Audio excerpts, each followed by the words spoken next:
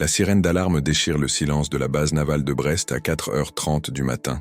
Le commandant François Dubois ouvre instantanément les yeux, ses réflexes aiguisés par 22 années de service dans la marine nationale française. Dehors, la tempête Brigitte martèle la côte bretonne avec une violence inouïe. Les rafales atteignent déjà 120 km à l'heure, selon les derniers bulletins météorologiques, et la mer déchaînée projette des embruns salés jusqu'aux fenêtres du 3e étage de la caserne. François se redresse dans son lit étroit, ses cheveux grisonnants ébouriffés par le sommeil trop court. À 45 ans, son corps porte encore la prestance militaire, mais les rides autour de ses yeux verts trahissent la fatigue accumulée et le poids des années passées à scruter l'horizon, depuis la disparition de Claire. Il attrape son uniforme suspendu avec un soin méticuleux sur la chaise en bois. Cette précision maniaque est devenue sa façon de maintenir l'ordre dans un monde qui lui a échappé il y a 5 ans. Alerte générale. Tous les équipages disponibles au rapport immédiat. La voix du lieutenant-colonel Morvan résonne dans les haut-parleurs, couvrant à peine le rugissement du vent qui s'engouffre dans les coursives. François connaît ce ton. Quelque chose de grave se prépare en mer. Il enfile rapidement sa combinaison étanche, vérifie machinalement la radio portative clipsée à sa ceinture et descend les escaliers métalliques 4 à 4, ses bottes résonnant dans le couloir désert. Dans la salle de briefing, l'atmosphère est électrique. Une dizaine d'hommes en tenue de mer se pressent autour de la carte des côtes du Finistère. Les écrans radars clignotent dans la pénombre, dessinant en vert fluo les contours tourmentés de la pointe du Raz. Le lieutenant-colonel Morvan, un breton de souche aux traits burinés par 40 ans de service, pointe du doigt une zone située à 15 000 nautiques au large de la pointe du Van. Signal de détresse capté il y a 20 minutes par le Cross Corsen. Coordonnées 48°15 nord, 4°45 à ouest. Probablement une embarcation de fortune en perdition. Les conditions météorologiques sont extrêmes. Visibilité quasi nulle. Creux de 6 à 8 mètres. Vent de secteur ouest-nord-ouest force 10 à 11. C'est du jamais vu pour un mois de février. François étudie attentivement les données météorologiques affichées sur l'écran principal. La dépression atlantique, d'une violence exceptionnelle, s'est formée plus rapidement que prévu au large de l'Irlande avant de foncer vers les côtes françaises. Les modèles de prévision indiquent que le pic de la tempête ne sera atteint qu'en fin de matinée, autant dire que les conditions ne feront qu'empirer dans les heures à venir. Dubois, vous prendrez le commandement de la vedette SNS 432 avec une équipe de 5 hommes. Votre secteur de recherche s'étend de la pointe du Van jusqu'aux abords des tas de pois. Je ne vous cache pas que c'est une mission à la haut risque, mais nous n'avons pas le choix. Le regard de Morvan croise celui de François. Ils se connaissent depuis 15 ans, ont vécu ensemble des situations périlleuses au large des côtes mauritaniennes et dans le golfe de Guinée. Cette complicité tacite dispense de longs discours. François hoche la tête en silence. Il connaît ses eaux mieux que quiconque. Enfant, il accompagnait déjà son grand-père Yves, ancien patron pêcheur de Douarnenez, pour relever les casiers à Omar dans les parages de l'île de Saint. Plus tard, devenu officier marinier puis commandant, il a participé à des centaines d'opérations de sauvetage dans ces mêmes zones. Des plaisanciers imprudents aux cargos mixtes en détresse, des chalutiers désemparés aux migrants échoués sur les plages de sable noir de la baie d'Audierne. L'équipage se forme rapidement. Le maître Kernevez aux machines, homme trapu et silencieux originaire de Pont-l'Abbé qui peut faire chanter n'importe quel moteur diesel. Le quartier maître Gallic à la navigation, jeune Finistérien de 28 ans dont l'œil exercé peut repérer une épave par gros temps. Les matelots Rioux et Kergourlet, tous deux plongeurs-nageurs de combat aguerris aux interventions en mer difficiles. Enfin, l'aspirant médecin Lemaître, incorporé depuis 6 mois seulement, mais déjà rompu aux gestes de première urgence. Pendant que l'équipage procède aux dernières vérifications d'usage, contrôle des équipements de survie, test des liaisons radio, arrimage du matériel médical d'urgence, François se recueille quelques instants face à la photographie de Claire posée sur son bureau. Le cliché, pris lors de leur dernière sortie en mer ensemble, la montre souriante à la barre de leur petit voilier, ses cheveux blonds flottant dans la brise marine. « Veille sur nous, ma belle », murmure-t-il en effleurant le cadre argenté. À 5h45 précise, la vedette SNS 432 largue les amarres dans un concert de sirènes et de moteurs rugissants. Dès la sortie du port militaire, l'embarcation de 32 mètres affronte de plein fouet la colère de l'Atlantique. Les lames déferlent par-dessus l'étrave, inondant le pont avant sous des tonnes d'eau glacée. François, solidement arrimé dans la timonerie, scrute l'horizon avec ses jumelles marines tout en maintenant le cap vers la zone de recherche. Commandant, réception d'un nouveau signal. Le quartier-maître Gallic, casque vissé sur les oreilles, tend vers François le combiné radio. À travers les grésillements de l'électricité statique, une voix féminine, faible et intermittente, parvient à percer le bruit de fond. Au secours, enceinte, l'eau monte, puis plus rien. Le silence radio retombe, oppressant, seulement troublé par le sifflement du vent dans les haubans. François sent son cœur s'accélérer. Une femme enceinte en perdition par ses conditions météorologiques, le cauchemar absolu de tout sauveteur. Il repense malgré lui à Claire, aux enfants qu'ils n'ont jamais eus, au projet de famille brisé par cet accident stupide sur l'autoroute de Brest à Quimper. Il chasse ses pensées douloureuses d'un mouvement de tête et se concentre sur la mission. Gallic, triangulation possible sur ce dernier signal? Négatif, commandant. La transmission était trop brève et les conditions de propagation trop perturbées. Mais d'après l'intensité du signal, je dirais que l'émission provient d'un rayon de 3 à 5 000 maximum autour de notre position actuelle. François ordonne de réduire la vitesse et d'engager une recherche en spirale concentrique. La vedette progresse péniblement dans la houle colossale, chaque lame soulevant les 30 tonnes de l'embarcation comme un fétu de paille. Dans la timonerie, l'atmosphère est tendue. Chacun scrute la mer démontée à la recherche du moindre indice, du moindre débris, qui pourrait indiquer la présence de naufragés. C'est le matelot Rioux qui l'aperçoit en premier, une forme sombre dérivant entre deux creux, à peine visible dans l'écume blanchâtre des vagues déferlantes. François braque immédiatement ses jumelles dans la direction indiquée. Ce qu'il découvre lui serre la gorge. Une jeune femme aux cheveux noirs, manifestement enceinte, s'accroche désespérément au reste d'une embarcation pneumatique éventrée. Elle flotte dans une combinaison de survie orange déchirée, son visage livide tourné vers le ciel plombé, les lèvres bleues par l'hypothermie. Manœuvre d'approche. Kernevez, réduisez à 1000 tours. Rioux, Kergourlet, préparez le matériel de récupération. François prend personnellement la barre, ses mains expertes compensant instinctivement le roulis et le tangage pour maintenir la vedette dans l'axe d'approche optimal. L'opération de sauvetage s'annonce délicate. Par cette mer, une fausse manœuvre peut transformer les sauveteurs en victimes supplémentaires. La naufragée semble inconsciente, ballottée comme un pantin désarticulé par les vagues gigantesques. François estime qu'elle dérive depuis plusieurs heures déjà. Comment a-t-elle pu survivre si longtemps dans ces conditions épouvantables? Sa grossesse avancée est évidente malgré la combinaison de survie gonflée par l'eau de mer. Le temps presse. D'après son expérience, l'hypothermie devient fatale au bout de 2 heures maximum, dans une eau à 8 degrés. L'approche finale demande toute l'expertise de François. Il faut placer la vedette au vent de la naufragée pour la protéger du déferlement des lames, tout en évitant de l'écraser contre la coque de métal. Les 2 matelots nageurs se tiennent prêts sur le pont arrière, reliés par des filins de sécurité, tandis que l'aspirant Lemaître prépare déjà le matériel de réanimation dans l'infirmerie de bord. « Maintenant !» crie François. En quelques secondes précisément chronométrées, Rioux plonge dans l'eau glacée et nage puissamment vers la femme inanimée. Il la saisit sous les bras et fait signe à ses collègues de le hisser à bord. L'opération de récupération se déroule sans incident majeur, mais chaque seconde compte désormais. Allongée sur la civière de l'infirmerie, la rescapée présente tous les signes d'une hypothermie sévère. Son pouls est faible et irrégulier, sa respiration superficielle. Lemaître engage immédiatement le protocole de réchauffement progressif, tout en surveillant attentivement les constantes vitales de la patiente et de l'enfant qu'elle porte.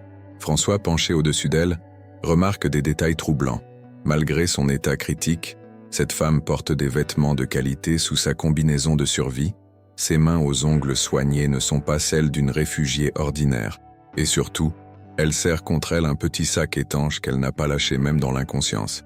Alors que la vedette met le cap sur Brest, toute machine dehors, François ne peut s'empêcher de penser que ce sauvetage, le plus dramatique de sa carrière, cache peut-être des aspects qu'il est encore loin de soupçonner. L'hôpital naval de Brest baigne dans la lumière blafarde de l'aube quand l'ambulance franchit les grilles du service des urgences. François court aux côtés de la civière, sa combinaison encore ruisselante d'eau de mer, refusant de quitter la femme qu'il vient d'arracher à l'Atlantique déchaîné. Dans les couloirs carrelés de blanc, résonnent les bruits familiers de l'urgence médicale. Ordre bref du personnel soignant, grincement des roues sur le linoléum, bips incessants des moniteurs cardiaques.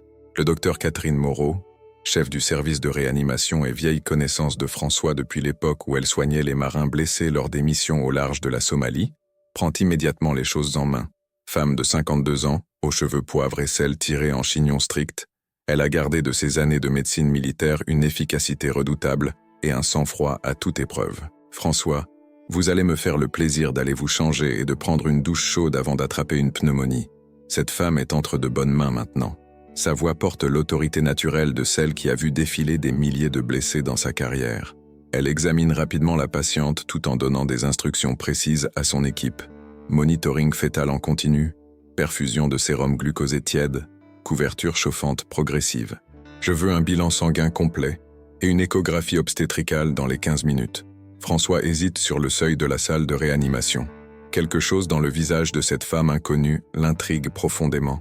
Malgré l'inconscience, ses traits fins gardent une noblesse naturelle qui détonne avec les circonstances dramatiques de son sauvetage. Ses cheveux d'un noir profond, encore humides d'eau salée, encadrent un visage aux pommettes hautes qui évoque les femmes du bassin méditerranéen. Mais surtout, il y a ce petit sac étanche qu'elle n'a toujours pas lâché, serré contre son ventre arrondi comme un trésor précieux. Docteur Moreau, ce sac qu'elle tient, il faudrait peut-être l'examiner. Il pourrait contenir des informations importantes sur son identité, ses antécédents médicaux. François se rapproche de nouveau du lit médical, observant attentivement les mains de la patiente. Pas d'alliance, mais une marque blanche à l'annulaire gauche indique qu'elle en portait une récemment. Ses ongles, bien qu'abîmés par l'épreuve, révèlent des soins récents. Cette femme n'a pas vécu dans la précarité. Le docteur Moreau tente délicatement de desserrer l'étreinte de la patiente, mais même inconsciente, elle resserre instinctivement sa prise sur le sac. C'est curieux. Généralement, les réflexes se relâchent complètement dans ce type d'état. Elle semble garder un contrôle partiel sur ce geste, comme si c'était vital pour elle. Catherine fronce les sourcils, intriguée par cette réaction inhabituelle. 2 heures plus tard, François revient à l'hôpital après avoir rédigé son rapport de mission et pris une douche réparatrice à la base navale. Il a troqué son uniforme contre un jean délavé et un pull marin bleu sombre, ses vêtements civils qu'il ne porte que rarement depuis la mort de Claire. Dans le couloir des soins intensifs, il croise le capitaine de corvette Martin Lesage, officier de liaison avec la police aux frontières, un homme de 40 ans au regard perçant qui manie les dossiers sensibles avec la précision d'un horloger. « François, cette femme que vous avez repêchée ce matin, elle nous pose quelques questions. Pas de papier d'identité sur elle. Aucun signalement de disparition correspondant à son profil dans nos fichiers. Et puis, il y a les circonstances de son naufrage, qui ne collent pas vraiment. » Lesage consulte son carnet de notes, sourcils froncés. D'après les conditions météorologiques, elle dérivait depuis au moins 6 heures. Aucune embarcation n'a été signalée en détresse dans cette zone hier soir. François ressent une pointe d'agacement face à cette approche purement administrative. « Martin, cette femme a failli mourir avec son enfant. Elle était à bout de force quand nous l'avons trouvée. Peu importe comment elle s'est retrouvée en mer.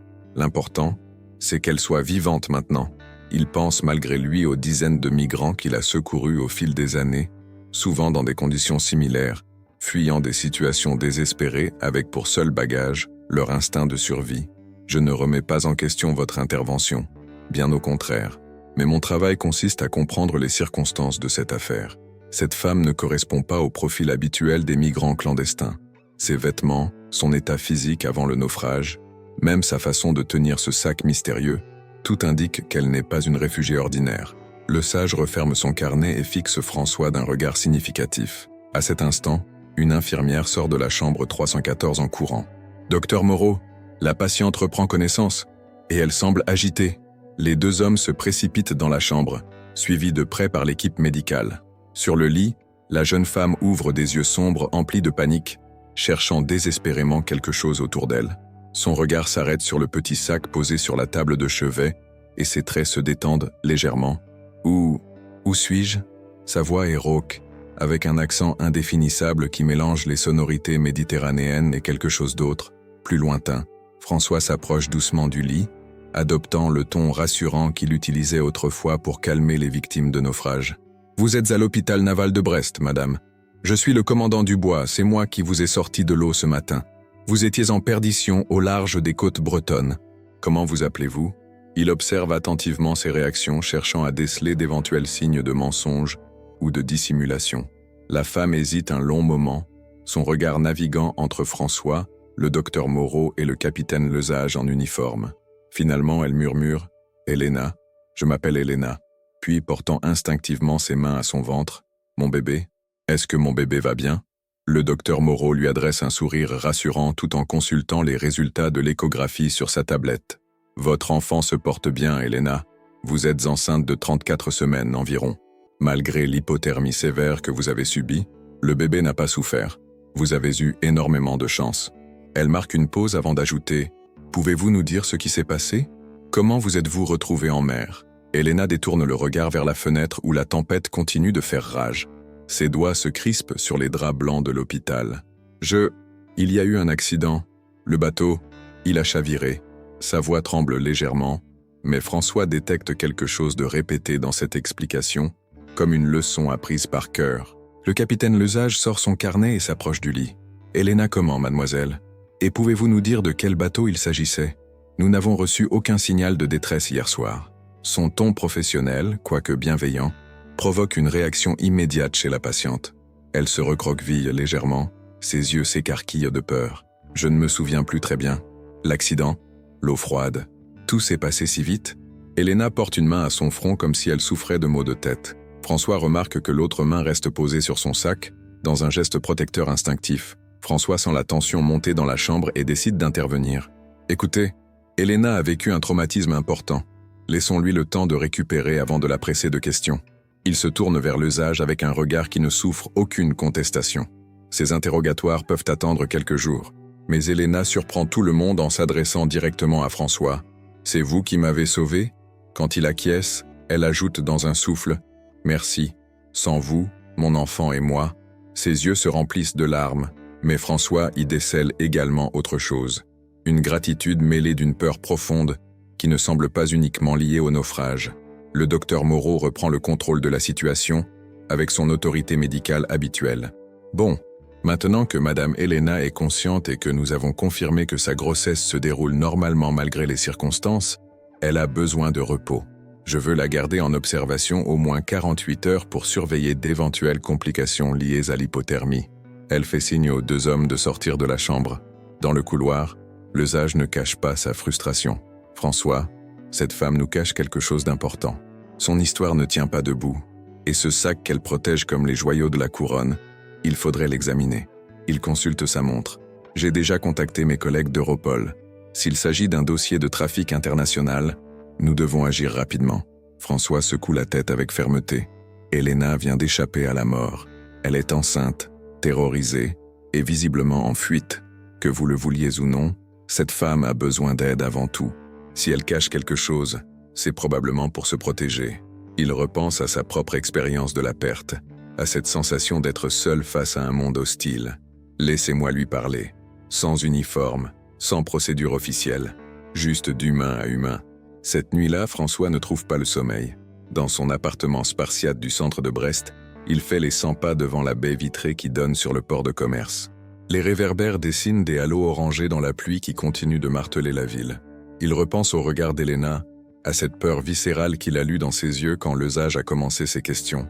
Cette femme ne fuit pas la pauvreté ou la guerre comme tant d'autres migrants qu'il a secourus. Elle fuit quelque chose, ou quelqu'un, de bien plus dangereux.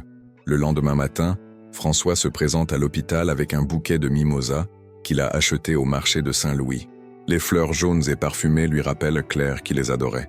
Peut-être trouve-t-il dans ce geste simple une façon d'honorer la mémoire de sa femme tout en aidant une autre femme en détresse.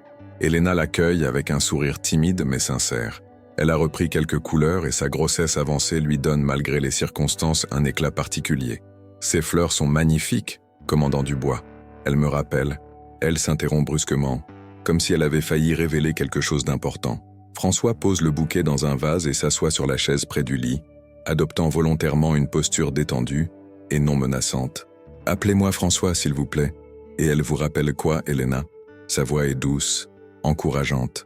Il a appris au fil des années que les confidences se gagnent par la patience et la bienveillance, pas par l'interrogatoire serré. Elena hésite longuement, son regard alternant entre François et le sac posé sur ses genoux. Finalement, elle murmure. « Ma grand-mère avait un jardin plein de mimosas près de chez moi. Elle disait que ces fleurs portèrent l'espoir même dans les moments les plus sombres. » Une larme roule sur sa joue. « J'aimerais tant que mon enfant puisse connaître ce jardin. » François sent que cette femme est sur le point de lui faire une confidence importante. Il se penche légèrement vers elle sans la brusquer. « Elena, je ne sais pas ce qui vous a mené dans cette situation, mais une chose est certaine, vous et votre enfant êtes en sécurité maintenant.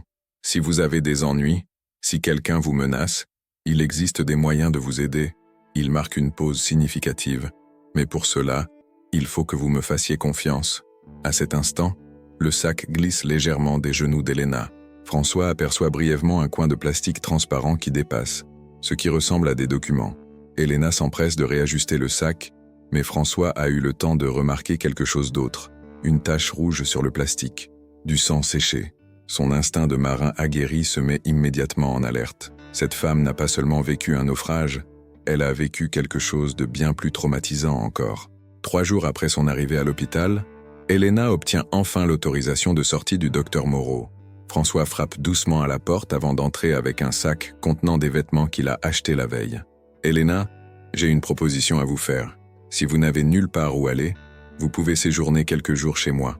J'ai une chambre d'amis. » Elena le regarde avec surprise.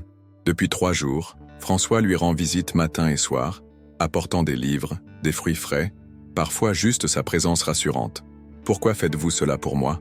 Vous ne me connaissez même pas. Peut-être justement parce que je ne vous connais pas. Ou peut-être parce qu'il y a 5 ans, j'aurais aimé que quelqu'un fasse la même chose pour ma femme quand elle en avait besoin. » François évite son regard. Claire est morte dans un accident, seule. Si quelqu'un avait été là, Elena pose une main douce sur son bras. « Je suis désolé pour votre perte. Votre femme a dû être exceptionnelle pour inspirer tant de gentillesse. » Elle hésite avant d'ajouter « J'accepte votre invitation, François. Mais il faut que vous sachiez, ma situation est compliquée. » Le petit appartement de François, rue de la Porte dans le Vieux-Brest, reflète sa personnalité, ordonnée, fonctionnelle, mais empreint d'une mélancolie silencieuse. Les meubles en bois sombre et quelques photographies marines accrochées au mur blanc trahissent l'absence palpable d'une présence féminine.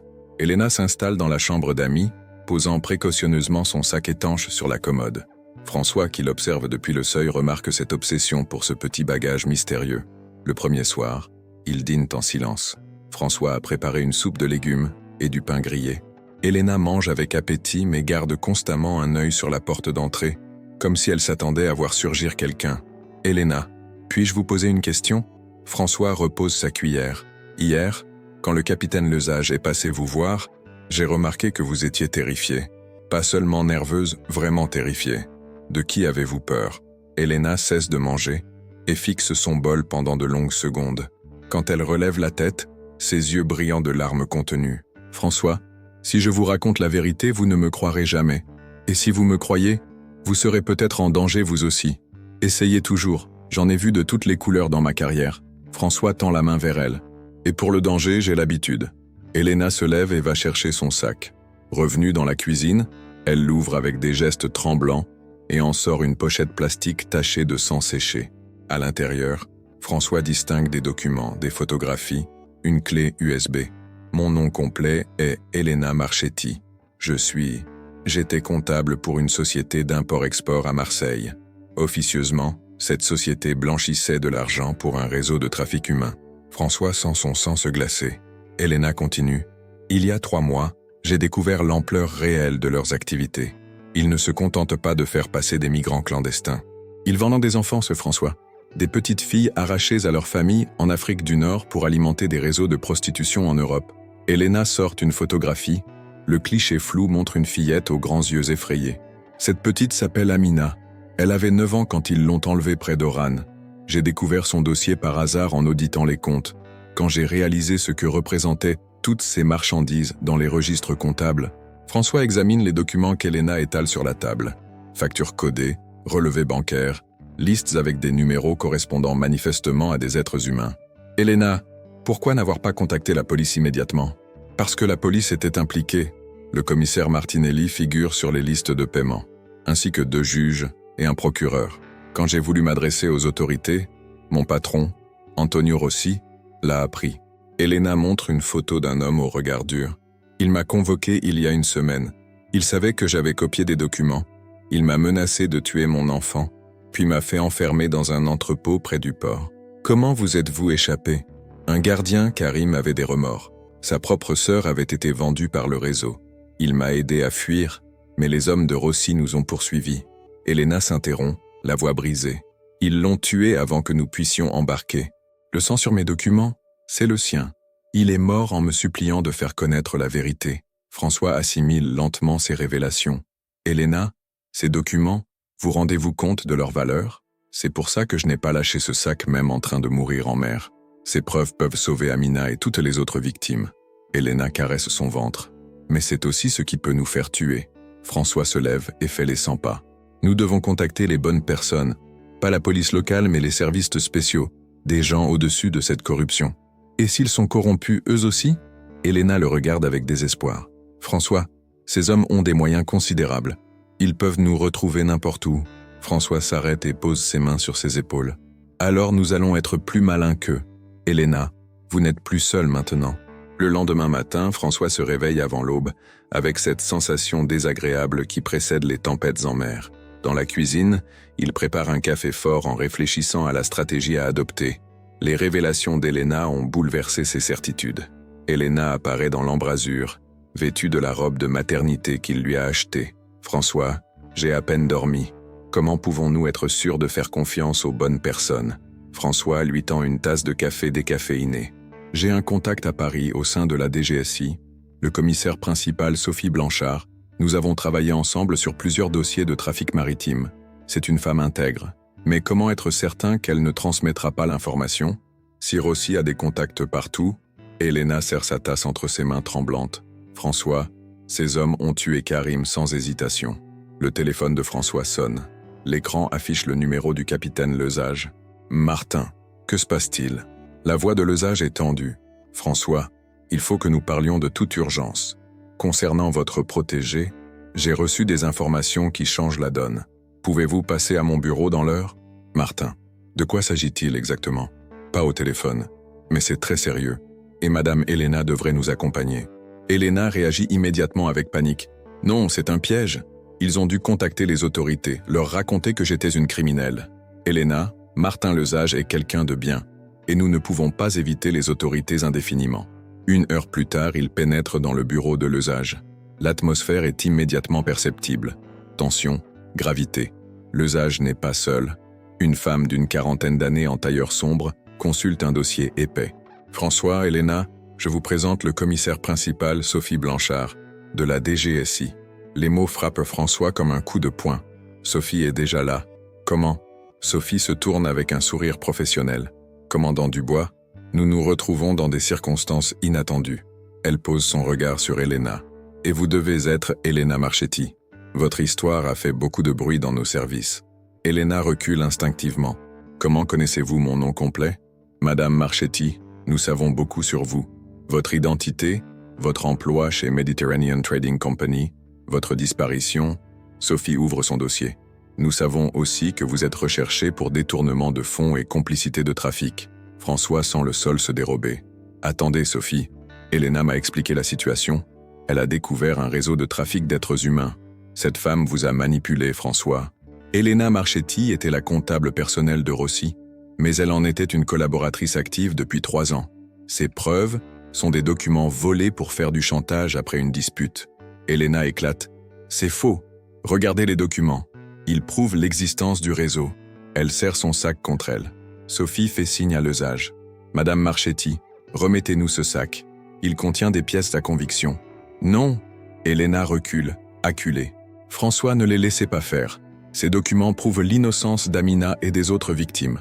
François hésite, déchiré entre Sophie qu'il connaît depuis des années et Elena qui l'a sauvée. Sophie, laissez-moi examiner ces documents d'abord. François, vous outrepassez vos prérogatives. Cette femme est sous mandat d'arrêt international. Elena sort brusquement des documents et les lance sur le bureau. Regardez, les listes d'enfants vendus. Amina Benadou, 9 ans, vendu 15 000 €. Leila Kassemi, 8 ans. François examine les papiers et son sang se glace. Parmi les complices figure le nom Blanchard, S, section antiterrorisme, Paris. Sophie réalise ce que François vient de lire. Son masque tombe. François, éloignez-vous de ces documents. Maintenant. Sophie, votre nom figure sur ces listes. Elena disait la vérité. François, pour démanteler un réseau, il faut s'infiltrer. Sophie s'interrompt, ses explications sonnant faux. Elena profite de la confusion pour se diriger vers la porte. « François, ils vont nous tuer !» Le sage bloque la sortie, main sur son arme. Personne ne sort d'ici. François fait face au choix le plus difficile de sa vie. Son instinct lui dicte sa conduite. « Elena, venez près de moi. Sophie, Martin, cette femme et son enfant sont sous ma protection. Il faudra me passer sur le corps. » Le bureau devient un tableau tendu. François comprend que sa décision déterminera le sort d'Elena, de son enfant et de dizaines d'innocents. Dans ce moment de vérité, il fait le choix du cœur.